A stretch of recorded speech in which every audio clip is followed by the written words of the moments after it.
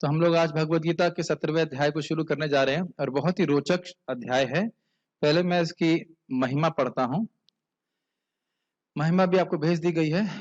भगवान शिव ने कहा, मेरी प्रिय पार्वती, तुमने श्रीमद् भगवत गीता के 16वें अध्याय की असीमित महिमा सुनी है।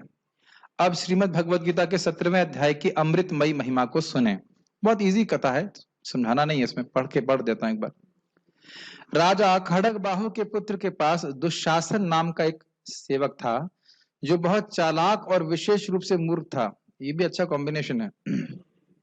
चालाक भी था, मूर्ख भी था। दुशासन ने राजकुमार के साथ शर्त लगाई कि वह हाथी की सवारी कर सकता है। जिस समय वह हाथी पर सवार हुआ तो कुछ कदम चलने के बाद वहां के लोग उससे अनुरोध करने लगे कि उस खतरनाक हाथी की सवारी वह ना करे। लेकिन मूर्ख दुशासन ने उस हाथी को मारना शुरू कर दिया। मतलब मारना मतलब वो जो क्या पॉइंटर था, और उस पर जोर देने के लिए कड़े शब्दों का इस्तेमाल किया। अचानक वह हाथी बहुत क्रोधित हो गया और इधर उधर बेतहाशा भागने लगा। धरने में असमर्थ, मतलब उसको धारण करने में असमर्थ, दुशासन जमीन पर गिर गया। हाथी ने उस पर जोर दिया और दुशासन की मृत्यु हो गई। इसके बाद उन्होंने सिंभल द्वीप में, मतलब किसने? दुशासन ने सिंभल द्वीप में एक हाथी का शरीर प्राप्त किया, जहां वह राजा के महल में रहे। महल का मतलब हाथी को महल में नहीं रखा, जहां पे हाथी रहता वहां। सिंभल द्वीप का राजा राजा खड़ग बाहु का घनिष्ठ मित्र था। कैसी क्वेश्चंस बनती हैं। एक दिन सिंघल द्वीप के राजा ने उस हाथी को अपने मित्र राजा खड़ग बाहु के पास भेजने का फैसला किया। वापस खड़ग बाहु के पास आ गया, जिसने बदले में उस हाथी को एक कवि को भेंट किया, जिसने उसे अपनी सुंदर कविता से प्रसन्न किया। ये लाइनें समझ में आ रही क्या हो रहा है? कवि के किसके पास हाथी, किसके पास है? कवि के पास है, इसीलिए पूछा मैंने। देखिए, तत्पश्चात उस कवि ने मालवा के राजा को 100 स्वर्ण मुद्राओं के बदले उस हाथी को बेच दिया। कुछ समय के बाद उस हाथी को एक जानलेवा बीमारी हो गई। जब हाथी रखने वालों ने देखा कि हाथी ने खाना पीना बंद कर दिया है, तो उन्होंने राजा को मामले की सूचना दी। जब राजा को पता चला तो वह हाथियों के स्थान पर सबसे अच्छे वैद्यों के साथ गया। उस समय उस राजा को आश्चर्यचकित करते हुए हाथी बोलने लगा, मेरे प्रिय राजा, तुम बहुत पवित्र हो और वेदों के पक्के अनुयायी हो। आप हमेशा भगवान विष्णु के चरण कमलों की पूजा करते हैं, तो आपको पता होना चाहिए कि इस समय इन दवाओं और डॉक्टरों का कोई फायदा नहीं होगा, और ना ही मेरी इस मृत्यु के समय किसी भी प्रकार से दान से सहायता मिलेगी। यदि आप मेरी चिंता करते हैं और मेरी मदद करना चाहते हैं, तो किसी ऐसे व्यक्ति को लाएं जो रोजाना श्रीमद् भगवत गीता के 17वें अध्याय का पाठ करता हो। तो आप देख सकते हैं कि भगवत गीता का पाठ करने से, भगवान का नाम जप करने से व्यक्ति में कितनी शक्ति आ जाती है। उस हाथी के अनुरोध के अनुसार राजा ने एक महान भक्त को लाया। राजा एक महान भक्त को लाया, जिसने नियमित रूप से श्रीमद् भगवत गीता के 17वें अध्याय का पाठ किया।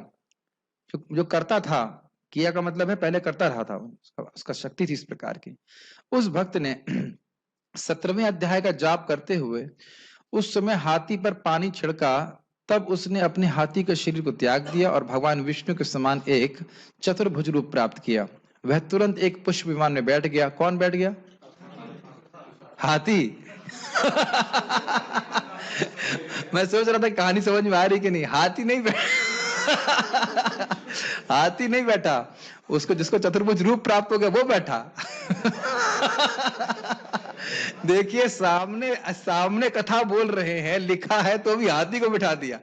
और अगर सामने लिखा हुआ नहीं होगा तो किसको बिठाएंगे पता नहीं। ठीक है कि नहीं? ठीक। हाथी ने चतुर्भुज रूप प्राप्त किया था, अब ये कहेंगे कि हाथी बैठा तो ठीक है, चलिए कोई बात नहीं। उस विमान में बैठे हुए दुशासन ने से, जिसका नाम पहले दुशासन था, राजा ने उसके पिछले जन्म के बारे में पूछताछ की और दुशासन ने उसे सब कुछ बताकर वैकुंठ के लिए प्रस्थान किया। कैसे कैसे सब कुछ हुआ। जिसके बाद मालवा के राजा ने श्रीमद् भगवत गीता के 17वें अध्याय का नियमित पाठ करना शुरू किया। थोड़े समय के बाद उन्होंने भगवान कृष्ण के चरण कमलों को प्राप्त किया। बोलो भगवत गीता की जय। तो जो लोग यहाँ बैठे हैं या जो लोग भी सुन रहे हैं, अगर हम इसके महात्म्य को नहीं सुनते हैं तो हमें लगेगा हम अपना टाइम वेस्ट कर रहे हैं। हम बहुत महत्वपूर्ण और कार्य कर सकते थे भगवत गीता को सुनने के अलावा।